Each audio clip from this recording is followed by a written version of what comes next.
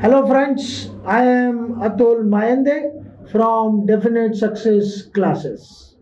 NEET की preparation, उसमें आने वाले चैलेंजेस, उसको कैसे मीट आउट किया जाए, इसके लिए आज हमारे साथ है मोना रघुवंशी। मोना रघुवंशी बहुत हार्ड वर्कर है और उनका अचीवमेंट भी उतना ही ज़्यादा, उतना ही बड़ा है। वो कैसे?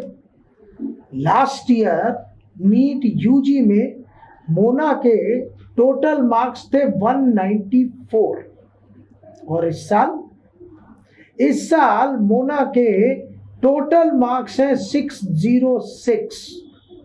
ऑलमोस्ट 400 नंबर का जंप। ये 400 नंबर का जंप मोना ने कैसे लिया? उनको ये जंप लेने में क्या क्या चैलेंजेस आए और मोना ने उसको कैसे ओवरकम किया, इस बारे में अपन मोना से ही पूछते हैं। ठीक बात है ना? ठीक है। Hello and congratulations for your success. Thank you sir. बहुत खुशी होती है मोना, जब कोई स्टूडेंट अपनी मेहनत के बेसिस पर इतना बड़ा और इतना अच्छा करते हैं। लेकिन प्रश्न मेरे मन में मोना अभी भी है, 194 से 606, हाँ ऐसा क्या किया आपने एक साल में, जरा बताएं। सर, मैंने बेसिकली सबसे ज़्यादा तो टीचर्स ने मुझे जो बोला मैंने वो फॉलो किया, क्योंकि this journey was totally new for me.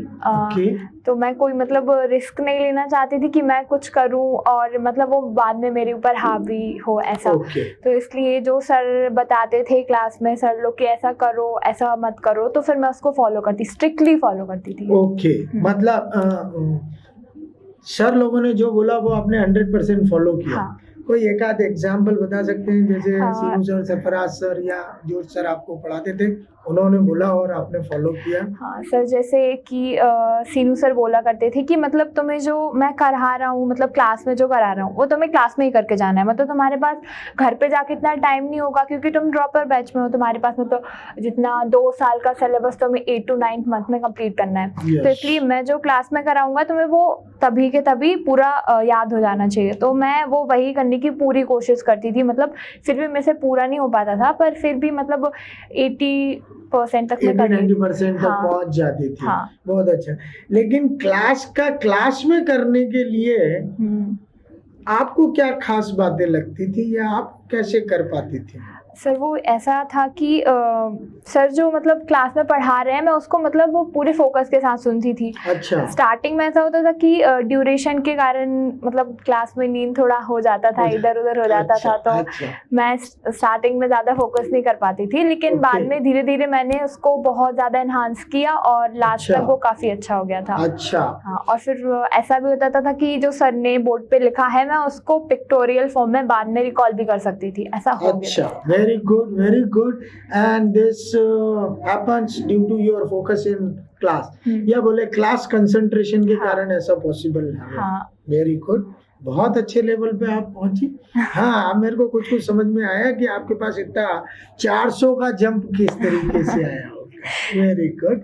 अच्छा, और कुछ बताएं Mona, during your this journey preparation में आपने तैयारी कैसे की?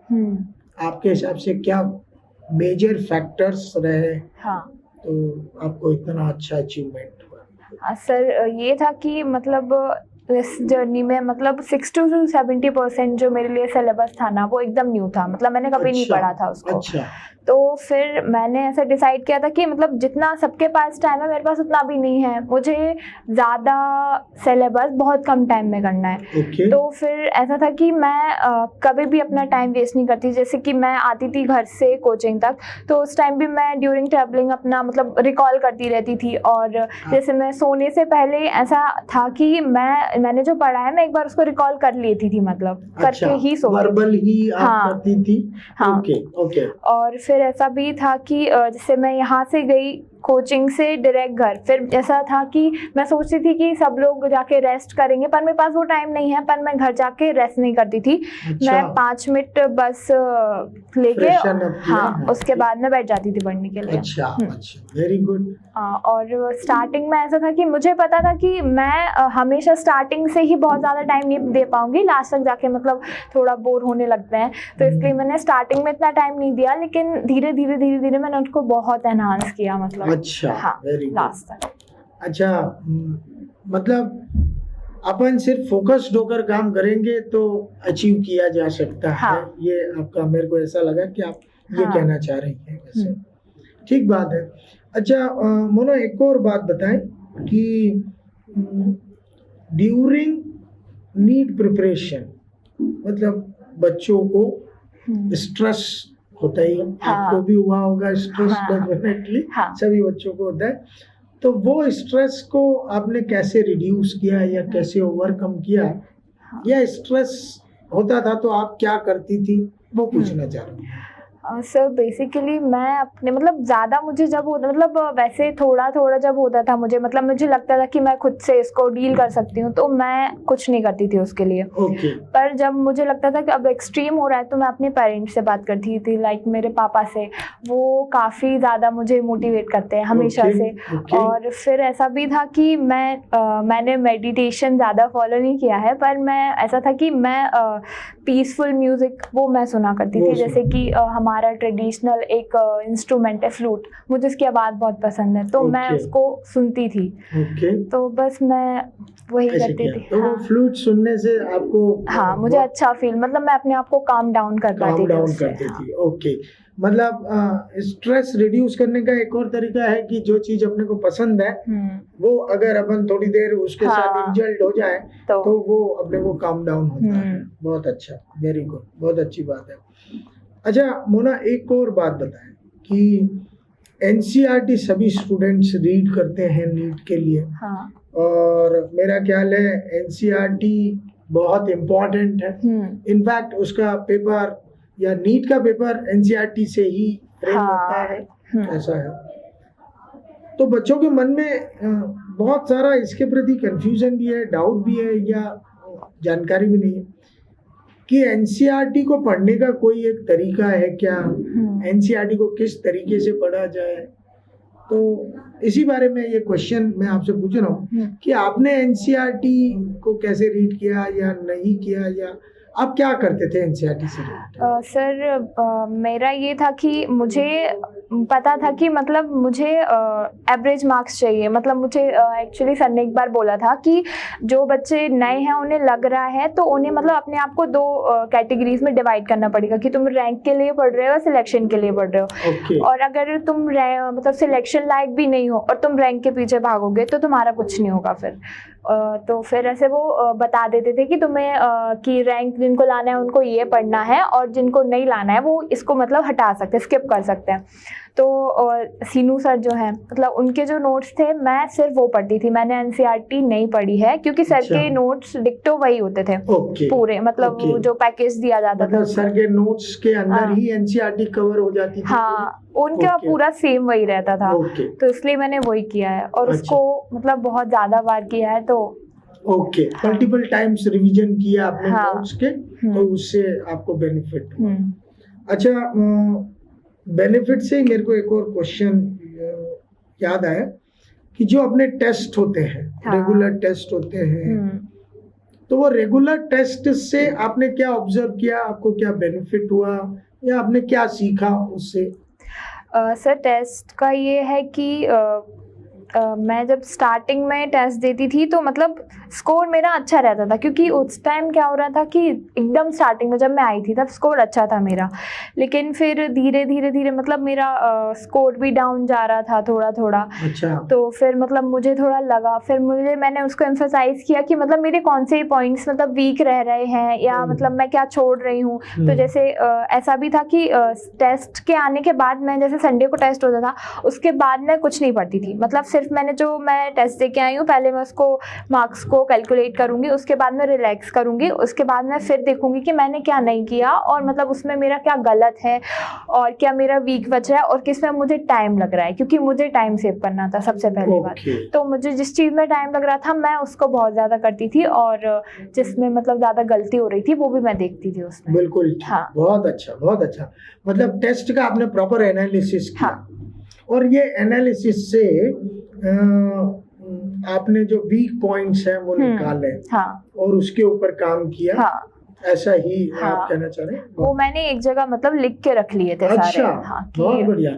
कि ये वाला जैसे हाँ, एक आध कोई एग्जांपल बताओ मुन्ना कि ऐसा किया हो आपने? सर ऐसा था कि बेसिकली जूओ मतलब जूओ, हाँ, हाँ, कोई उसमें भी एक ऐसा था example। कि मेरी ह्यूमन फिजियो थोड़ी वीक थी, मतलब अच्छा, ऐसा था कि मैं उसको पढ़ती थी और 2 दिन बाद फिर मेरे दिमाग से स्लिप हो जाती थी। अच्छा, तो फिर उसमें मैं देखती थी कि मतलब जैसे कोई भी टॉपिक अगर मैंने लिया है और उसका कोई क्वेश्चन आया है, मुझे उसका मतलब वर्ड्स वगैरह रिमेंबर मतलब मैं नहीं कर पाती थी एग्जाम टाइम, तो फिर मैं उसको लिख लेती थी। मतलब जैसे कि मैं बताऊं तो जैसे न्यूरॉन वाला हमारा जो एक चैप्टर है लास्ट वाला, नर्वस कंट्रोल एंड कोऑर्डिनेशन, तो उसमें मेरे पास जो ईयर वाला सेक्शन था वो मेरा थोड़ा वीक था, तो मैं उसको बार बार से पढ़, लेकिन मैं फिर भी भूल जाती थी, मतलब हर दूसरे दिन मुझे वो पढ़ना पड़ता था। तो फिर मैंने उसको एग्ज़ाम में गई तो मतलब मेरे कंटिन्यूसली उसके क्वेश्चन गलत ही जाते थे। फिर मैंने बाद में उसको लिखा, उस कॉपी में लिखा, फिर ज़्यादा ध्यान दिया, तब फिर मतलब वो थोड़ा ठीक हुआ मेरा। फिर भी मतलब ज़्यादा कॉन्फिडेंस तो मुझे नहीं था, पर फिर भी लास्ट तक हो गया था। हाँ, बिल्कुल ठीक बात है। मतलब आपकी बातों से अब मेरे को काफ़ी कुछ समझ में आ गया कि 194 से 606 कैसे लाए जाते हैं। मतलब जो आप बता रहे हैं न्यूरॉन वाला पार्ट या जो भी आप कह रहे हैं, उसके पीछे पड़े रहे तो वो कंप्लीट हो गया, बिल्कुल, है ना? हाँ, मतलब जो चीज आपकी वीक है उसके पीछे आप पड़ जाइए, हाँ, वो अपने आप ही ठीक हो जाएगा। मल्टीपल रिवीजन करिए, ध्यान से पढ़िए, या जो भी वो है तो वो कंप्लीट। बिल्कुल, बहुत अच्छा, बहुत बढ़िया। अच्छा, एक और बात बताएं कि जो अपने मॉक टेस्ट होते हैं या हाँ, फुल लेंथ टेस्ट होते हैं, इससे आपको क्या एडवांटेज या क्या मिला या क्या आपने ऑब्जर्व किया?